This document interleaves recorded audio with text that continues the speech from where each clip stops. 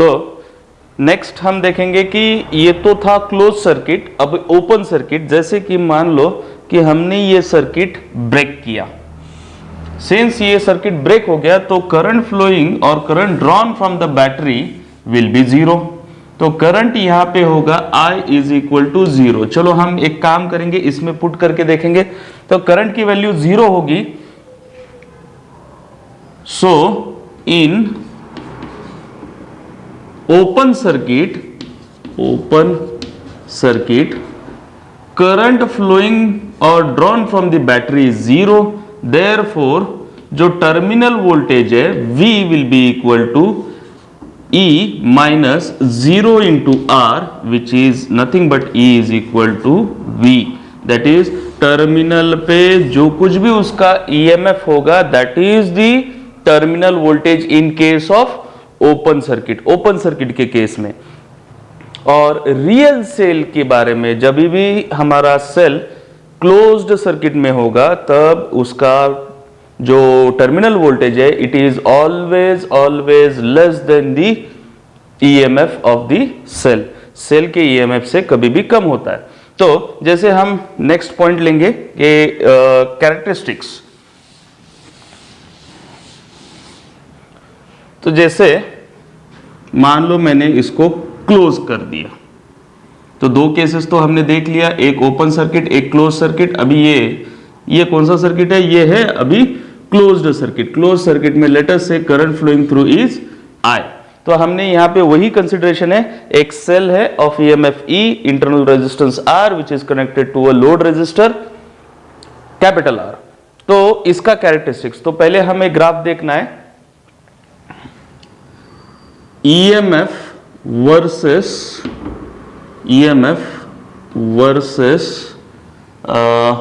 R graph, EMF versus R graph. पहली बात तो what is the relation between EMF and load resistor? तो उसके लिए तो कैरेक्टरिस्टिक कर्व देखना है EMF वर्सेस R ग्राफ। अभी first case in open circuit में the current drawn will be zero. Therefore अभी हमने बताया V is equal to epsilon के इक्वल रहता है। ये तो सबसे पहली बात, क्योंकि करंट यहां पे जीरो है। It is independent of R। Load resistor आप जीरो लगाओ या बढ़ाते बढ़ाते आप इंफिनिटी करो, इट डजंट मैटर। सो इस ग्राफ का nature, since it is independent, हमने मान लो y एक्सिस पे EMF ले लिया, x एक्सिस पे अगर लोड रेजिस्टर ले लिया, तो इट इज इंडिपेंडेंट। EMF कभी चेंज नहीं होगा, it is independent of load resistor. Load resistor पे इंडिपेंडेंट होता है। अभी नेक्स्ट कर्व है terminal voltage.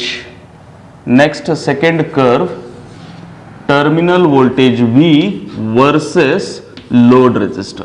Terminal voltage versus load resistor. अभी ये चीज समझने के लिए हमें यहां देखना पड़ेगा V इज इक्वल टू, या फिर चलो लोड रेजिस्टर हम लिखेंगे V is equal to IR। हमने पहले कुछ टाइम पहले हमने I की वैल्यू निकाली थी, वो सब्स्टिट्यूट करेंगे। V is equal to E upon capital R plus small r into R। This is the value of current drawn by the battery में से जो करंट आता है। तो अभी हम क्लियरली यहां पे देख सकते हैं V डिपेंड्स अपॉन R। वो V जो है टर्मिनल वोल्टेज R के ऊपर डिपेंड करता है। तो इसमें कुछ कंडीशन लिखता हूं।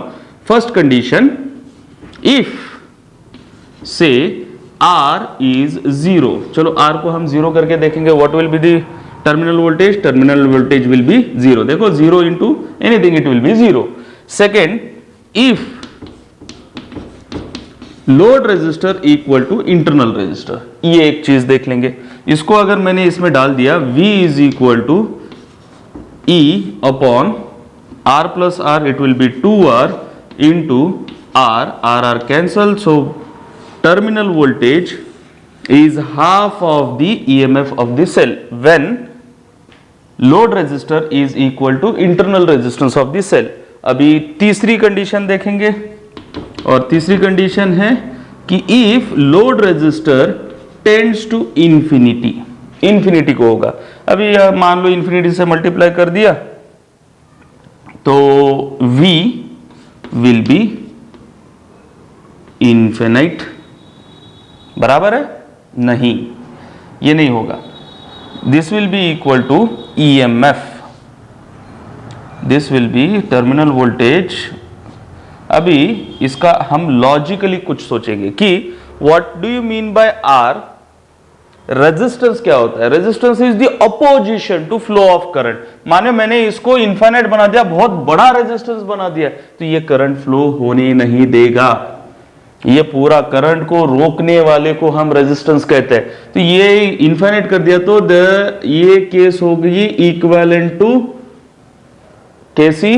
Open circuit. तो जैसे हम रेजिस्टेंस बढ़ाएंगे तो करंट सर्किट में फ्लो नहीं होगा, वो रोक दिया जाएगा. So it is nothing but equivalent to that of open circuit. और ओपन सर्किट में कभी भी terminal voltage is equal to EMF. तो इस ग्राफ का नेचर देखिए कैसा होगा.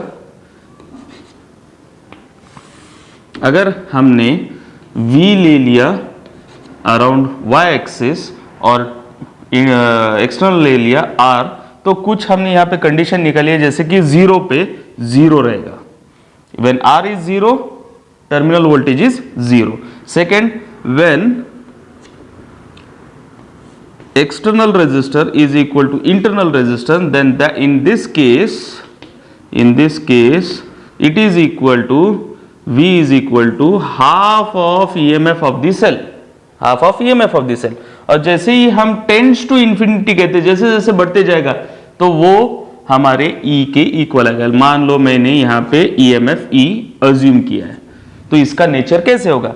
तो इसका nature of the graph is as मैं जैसे ड्रॉ कर रहा हूं ऐसा है. और जैसे जैसे इन्फिनिटी को जाएगा दैट रेजिस्टेंस, एक्सटर्नल रेजिस्टेंस को हम जैसे इन्फिनिट बनाएंगे वैसे वैसे उसका जो टर्मिनल वोल्टेज है that will be equal to EMF of the cell. EMF of cell के इक्वल रहेगा.